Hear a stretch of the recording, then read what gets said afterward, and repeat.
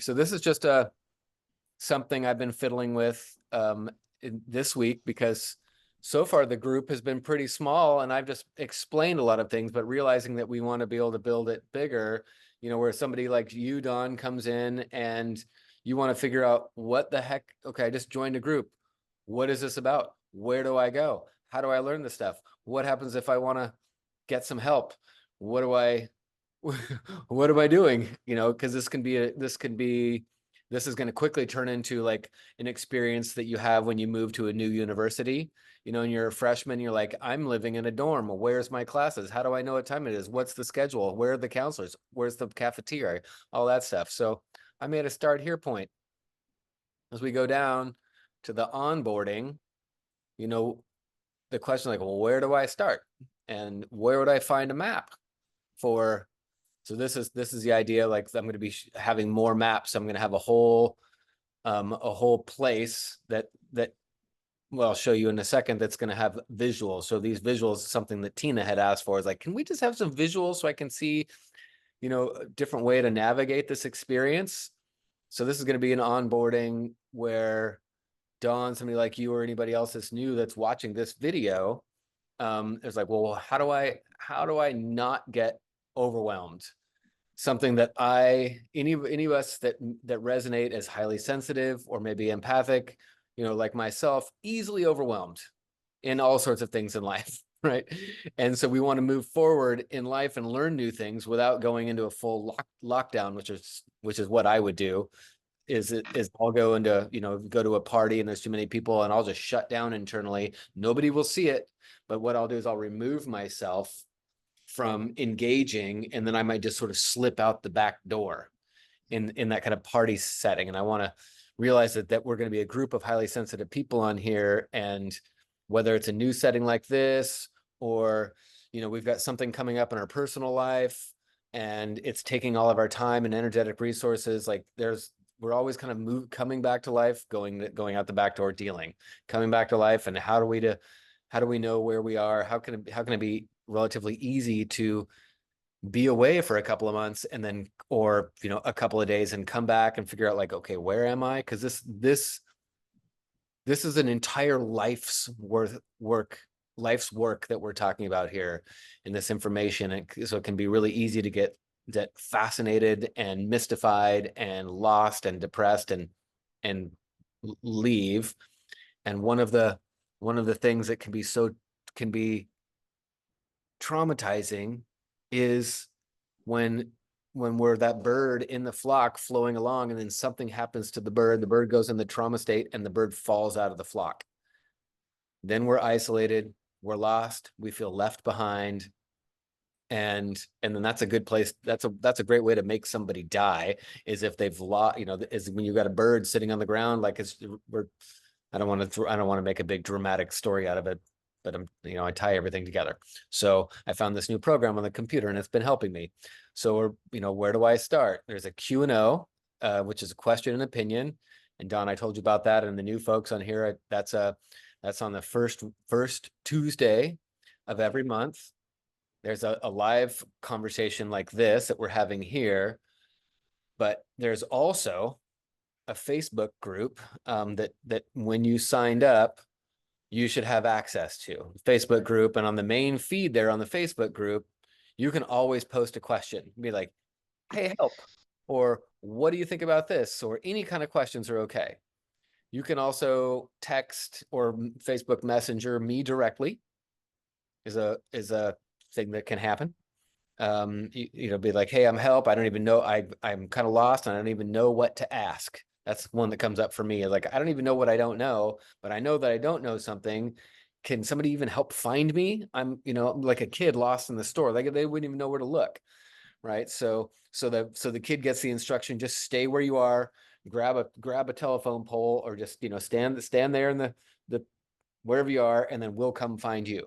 So that's that like so lost, we'll come find you moment is just send me a message and be like, hey, I'm lost. I don't even know what to ask. And then we'll find you. Okay. So there's going to be like a map here. And you can use the map, that'll be like this, because there's lots of stuff. And this map is going to be very thorough, and the more thorough it gets, the more potentially mind-boggling it will be, because it's going to be huge and spider-webby. It could be overwhelming. I'm going to try to see if I can design it in such a way that might be have like little pop-ups, right? Where it's not all on one page, where you can come here and you can click the word calendar, and the calendar then will pop up, and then you can hide it, so that it's not just a visual, it's not a visual overwhelm. And that's what this semester is all about, is seeing, and how important what we're seeing is to all of this work that we're doing, how we feel in the moment, how we're actually empathically connecting with our clients, with our loved ones, with ourselves, how powerful that one sense of seeing is. So back to start here. I'm at onboarding. We'll build an introductions page. Like, there will be a team page. Right now I'm the team, right? And but then we've got the foundational members that everybody, that Don, you're still going to be considered a foundational members, because it's still a small little group. We're looking for the people with the right fit, but people who've been here, with me for a while, who've offered to say, hey, I'm here to help, connect with the new people and just give them my experience. And we want to humanize this experience, meaning when we get into this wizardry world, some people could think like, oh my gosh, this is like imposter syndrome can come up. What am I doing getting into this work? Where other people can like look at somebody in this whole Kundalini wave. I think there's a lot of opportunity for imposter syndrome to come up with this work. And so what I want to continue to do to come back and remind that part of our paranoid voice is, we're not born unique wizards. Like, if we're born and we recognize that we have a highly sensitive nervous system, then you're already part of the team, right? You don't have to do certain things to gain entrance here. So there's a question here, like, how do I cancel my membership? I want to know that's, that where there are people that have bought, it maybe at one point, like, lifetime access to this work. And that's how many of the other trainings have worked. They've got this big high dollar lifetime access, or maybe it's a high dollar and you only get 18 months access to it. Well, this is going to be a much lower dollar, but monthly rate membership, where people can cancel at any time. There's no obligation to stay more than a day or whatever. So I want to make that just really easily accessible. Start here. From here we go to events. What are the events that we have? And there'll be a calendar. There's the question of Q&O lives.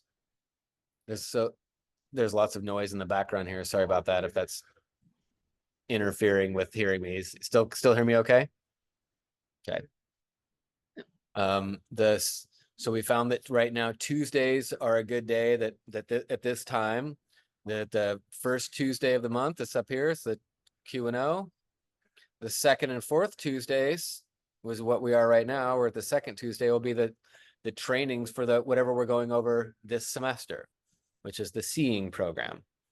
There are in-person workshops. So I'm building out the calendar right now, and we're going to be, making the in-person workshops. That'll be in Portland or on the East Coast or in Texas, right? We're based on, I just have to make sure we can get enough people to them to afford me to fly there and back. So, and there'll be, more frequently Zoom live workshops. That'll be either whole day or half day, 2.5 hour workshops, still circling around what's the right amount of exposure to this work where we don't get brain fried and we get amazing something that we can kind of pick up and take back to our lives or back to our practices. And then there are the in-person and Zoom healing events. So the healing events are different than the workshops. The workshops, you come and we do actually practice the work and we break down what we're doing, and it's kind of more a classroom, experiential classroom setting. Whereas the in-person and healing events, the Zoom healing events, we have the group energetic alignments are Thursday nights at 6:30 Pacific Standard Time, as more people are finding value in that for their life. And then I will open up more throughout the week in different time zone availability. So all I need is 1 or 2 people to justify me, building another one, and then we'll just bring more people in. So if this Thursday night Pacific Standard Time doesn't work because it's like 9:30 on the East Coast, then we can set up another time, a different part of the week, or even same day earlier. The price that I've been, working with people, I have that on there is $75 for people that are not in the group. I have a $20 discount, so they're $55. And you can just message me if you've got questions about that. I'm happy to hop on and take, say more about it. I'm happy to make a separate video about what I'm doing and how that looks. That'll be a video there, so you can find out more about it. Okay, so now we're zooming over here. So again, from the start here, about the members, like you're in a Facebook group. So there's a Facebook group that all the members will be part of. And I probably should have this Facebook group link down here, also up here. So you see, like, yeah, there's a Facebook group. And maybe group pod sessions where I think all of or many of the healers in the group are starting some kind of a regular I'm not there in like group sessions where you're going over stuff. And that's, for me, an incredibly powerful way, just a peer group of whatever structure. And those will be growing, because it may be different, those, frequency and what you go over and cover, and will be likely growing as we come. Introductions, I made an introduction for Dawn this morning, and then you can hop on and just say, make one for yourself, either in typed out format or video format, or you don't have to do it. I know people that are joining the group, again, have a common trait of a highly sensitive nature or empathic nature. And along with that sometimes comes like social anxiety. The last thing I really want to do is make a video of me and post it on a Facebook page with a bunch of people I don't know. There's no expectation of doing any of that. Like, you don't have to, that this is your personal course group. You don't have to participate in the Facebook group at all. This isn't this. I put this training together for people to learn how to do this work. If a community grows out of that as a side effect, then that's what it is, a side effect.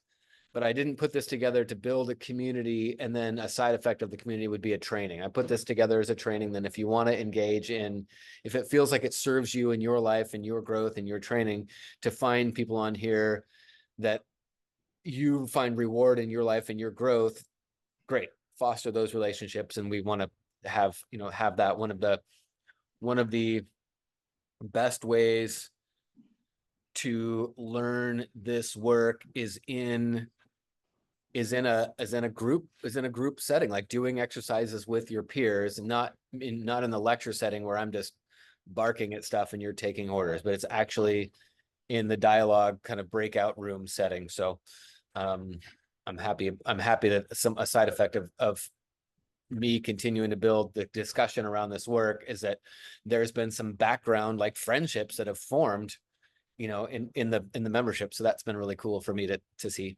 Now down here, from start here again, I have learning resources, and clearly you've probably already seen whatever we've got here.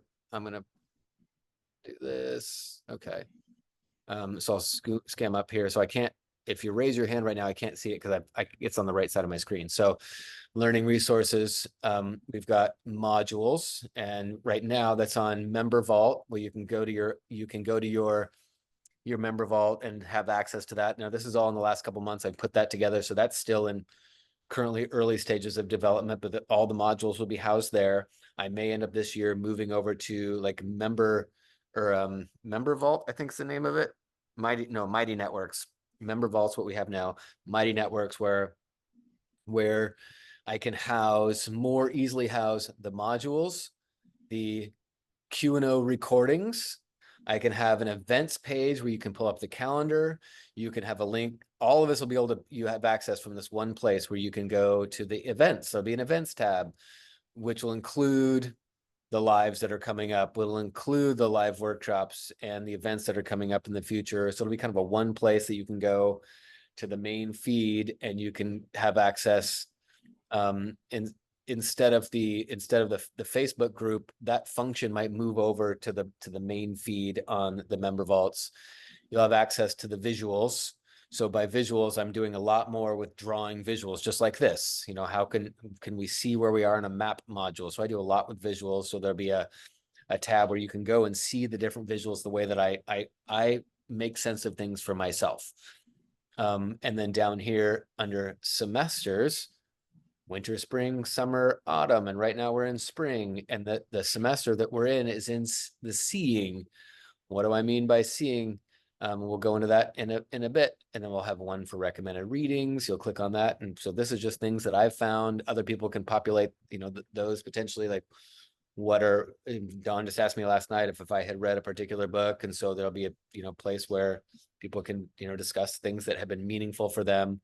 Currently, that the resource for that is up here in the philosophy component, which is a chat that's off the Facebook group. So what I probably should have done would have been Facebook group and then add philosophy kind of off the side. So you would then have a visual like, where's the philosophy place again? You would know that you go to Facebook page, and then somewhere off the Facebook page is a philosophy conversation. So that's the idea that I'm wanting with this visual here, is that you know where to go to find things, because this is starting to be big. And now down under business, for those of us who are doing this as a business, I have MFH, which is marketing for hippies, and there will be, a growing place to find all things business. And Carrie Clausen writing, I just found her the other day, was a recommendation that I found on marketing for hippies. But for us and our, if we have a web presence, like you're putting together a website or Instagram or TikTok, and we want to be sensitive to issues like LGBTQ or race issues, or how do I make sure that I become as aware as possible of how it is that I'm communicating, and am I saying things that, even in my own ignorance or naivete, are not, kind of like, nonviolent, basically. How am I either using my language to continue some kind of ignorant thought, or how do I recognize that, and how am I respecting kind of the leading edge of this human evolving experience, where we're putting names to experiences that just didn't have a name or inclusion in the past. So I found that Carrie Clausen down there has some good resources that are free on her website, and then I just purchased for inexpensive it's like $98 or $150, how to put together the written words, the written copy for your website, because we all know that, how the heck do we talk about this stuff? How do we communicate with people who really need it? And they're not going to know they need it until you can create a verbal experience for them, where in that verbal experience, the verbal narrative that you're speaking, they hear themselves. People are trying to find themselves in this crazy ass violent experience that is violent and loving and fearful, sad, joyous experience. It's just crazy mayhem here. And we're looking for little islands in the storm, that are safe places. And we look for those a lot in how people use their words. How do I feel when somebody's talking, right? And so that's part of what I'm hoping to build here with the help of all of us. And I'm inviting at any point for you to all to send me, notes that says, hey, either in what you said yesterday, Craig, or in the module back in, module 2 that you recorded 3 years ago, you said some things that was just kind of an offhanded something or other, like peanut gallery. Well, I didn't know that peanut gallery, the history of that, was where, African Americans were relegated to the back of the movie theater, sitting eating peanuts. Like a lot of these phrases that we still use and I still use, I just don't know the history of. And so I'd like to make it myself as available as possible, just to be educated lovingly, so that I can, make myself is less and less violent as I, move into the future, that we can spread this work to open and make it safe for us to come back together in this open, energetic exchange, because we are really playing with extremely vulnerable work, and just recognizing that we're trying to soften whatever hard razor edges that we've developed in, growing up in this culture, because we all, all have them. So I'm gonna stop the share there, and then is that what I did? Am I still on Zoom? Okay, yeah, so now let's see, how do I find this again? Okay, there we are. Okay, so I'm gonna